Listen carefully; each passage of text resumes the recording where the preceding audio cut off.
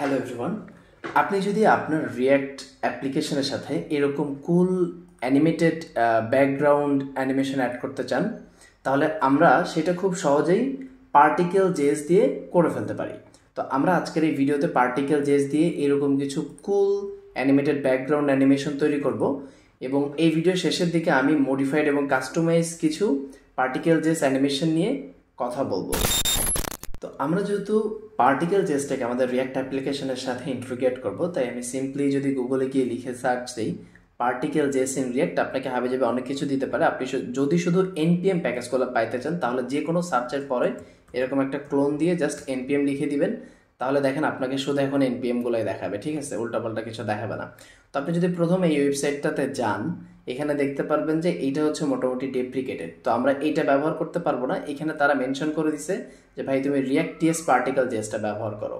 তো আমরা React TS particle জেসের এনপিএম প্যাকেজ ম্যানেজারে চলে আসি। এখানে আসার পর আপনাকে সিম্পলি কি করতে হবে, এইটাকে আপনার রিয়াক্ট অ্যাপ্লিকেশনের সাথে ইনস্টল করে নিতে হবে। তো আমার এইখানে এটা অলরেডি ইনস্টল করা আছে, তাই আমি টার্মিনালে এটা ইনস্টল করতেছি না। তো এর হচ্ছে ডকুমেন্টেশনটা আমরা একটু দেখি, আপনারা এটা ইনস্টল করে নেবেন।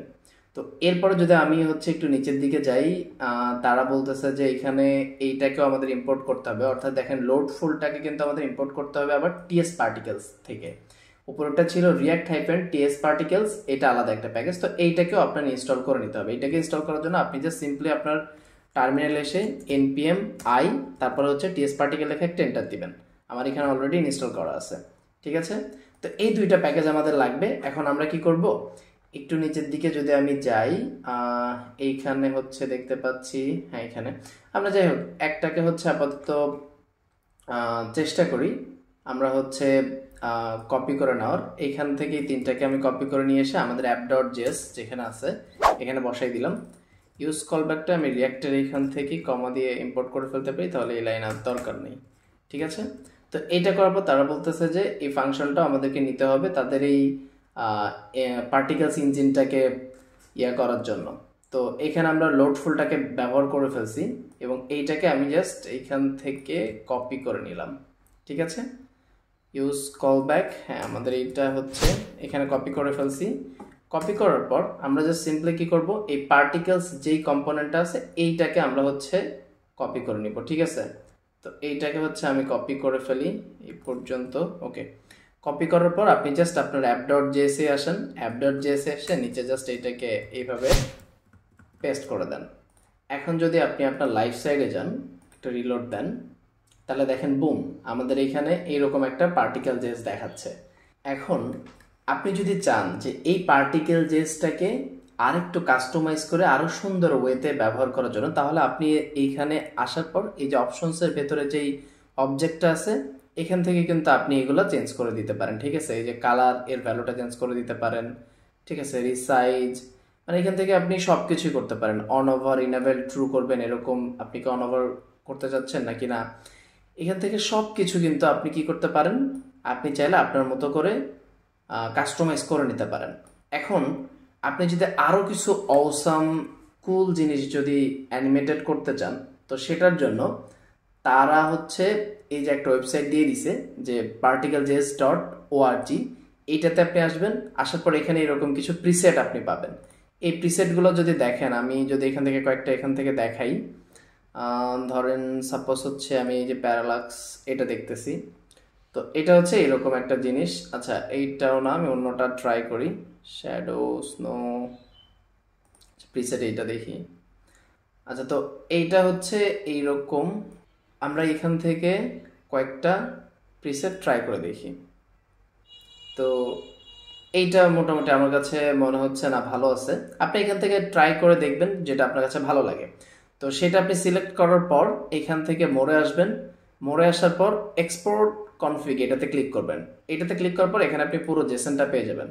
এখন যদি আপনি স্ক্রোল করে এখানে যদি আপনি স্ক্রোল করে নিচে আসেন, কপি বাটন পাবেন, কপিতে ক্লিক করলে এটা কপি হয়ে যাবে, এবং এটা দেখেন পুরোটা জেসন ফরম্যাটে আছে। তো এটাকে যদি আপনি এই কোটেশনগুলো বাদ দিতে চান এই পাশের, এটাকে আপনি হচ্ছে সিএসভি জেসন দিয়ে এটা করে ফেলতে পারবেন, ঠিক আছে।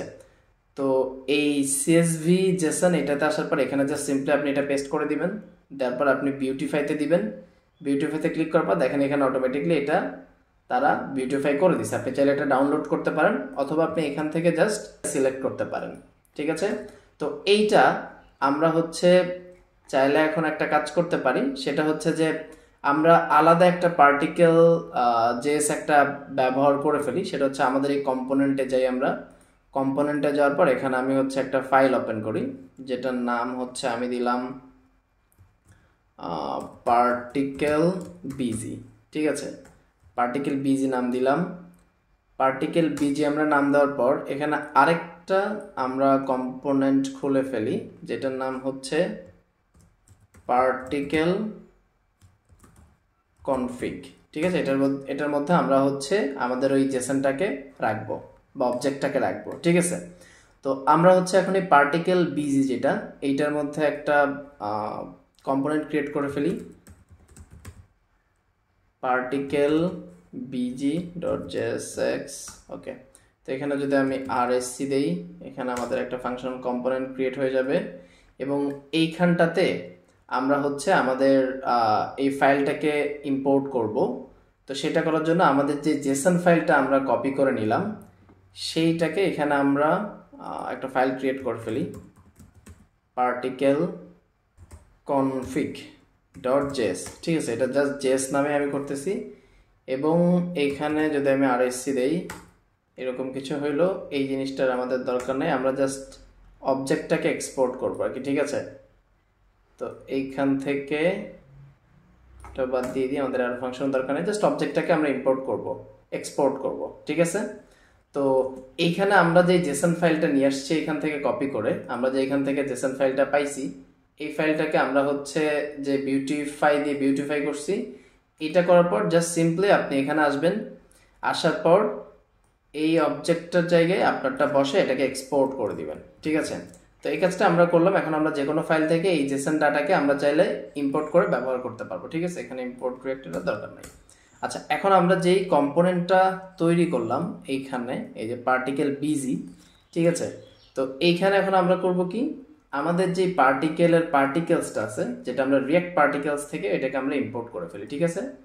এইটাকে আমরা ইম্পোর্ট করে ফেলি। এখানে এটাকে ইম্পোর্ট করার পর আমরা জাস্ট সিম্পলি এই কম্পোনেন্টটাকে এখানে ব্যবহার করে ফেলি।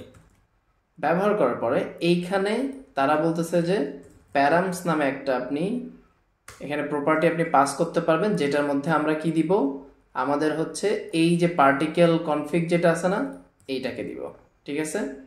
আমাদের এই জাস্ট জেসন ডাটাটাকে যদি আপনি এই প্যারামসের মধ্যে পাস করে দেন, তাহলে এই ডাটাটা সে নিয়ে পার্টিকেল জেস লোড করে ফেলবে, ঠিক আছে।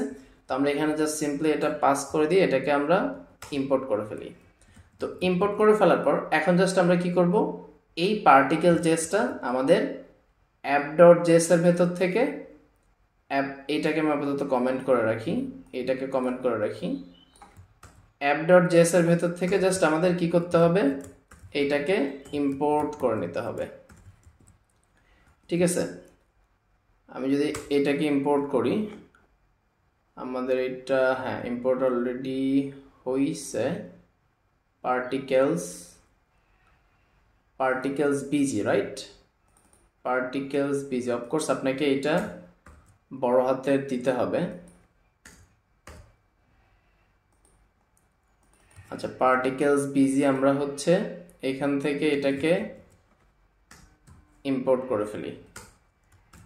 এখন আমরা যদি এটাকে ইম্পোর্ট করি, তাহলে মোটামুটি হচ্ছে যদি আমাদের ওয়েবসাইটে আমরা যাই, দেখেন কুল, আমরা কিন্তু এরকম একটা অ্যানিমেশন দেখতে পাচ্ছি, ঠিক আছে। এখন এটাকে যদি আপনি আরো কাস্টমাইজ করতে চান, তাহলে এই জেসন ফাইলটা বা এই অবজেক্টটা আপনি হচ্ছে কাস্টমাইজ করতে পারেন। এখানে সব ইনফরমেশন দেওয়া আছে, ঠিক আছে, তারা কিভাবে করছে। ওকে, তো এইভাবে চাইলে আপনি এখান থেকে যে কোনো প্রিসেট আপনি কপি করে নিতে পারেন, ঠিক আছে। কপি করে নিয়ে সেটাকে আপনি ব্যবহার করতে পারেন। ওকে, এছাড়াও আপনি যদি পার্টিকেল জেএস ডট ওআরজিতে যান, আপনি নিজের মতো করে কাস্টমাইজ করে নিতে পারবেন। এইখানে যদি আপনি যান, এইখানে আসার পর আপনি এখানে একটা অপশন দেখতে পাচ্ছেন, ঠিক আছে। এই অপশনটার ভেতর থেকে আপনি এটাকে এক্সপান্ড করে নেবেন এবং ব্যাকগ্রাউন্ড, ঠিক আছে, আপনি এখানে যে ব্যাকগ্রাউন্ড এগুলা এরকম করে সেট করে দিতে পারেন।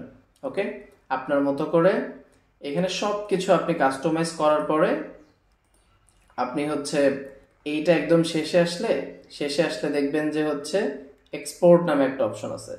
তো আপনি এখানে সব কিছু আপনার মতো করে কাস্টমাইজ করার পরে আপনি জাস্ট নিচে এসে এইখান থেকে এক্সপোর্টে ক্লিক করলে একটা জেসন ফাইল এখানে ডাউনলোড হয়ে যাবে, এবং এই জেসন ফাইলটাকে আপনি চাইলে কি করতে পারবেন, এই ডাটাটাকে নিয়ে বিউটিফাইতে গিয়ে আপনি অবজেক্ট এই স্ট্রিংটা বাদ দিয়ে দিবেন, কোটেশন বাদ দিয়ে এটাকে জাস্ট আপনি অ্যাজ এ অবজেক্ট হিসেবে এক্সপোর্ট করবেন এবং সেটাকে আপনি ব্যবহার করে ফেলতে পারবেন।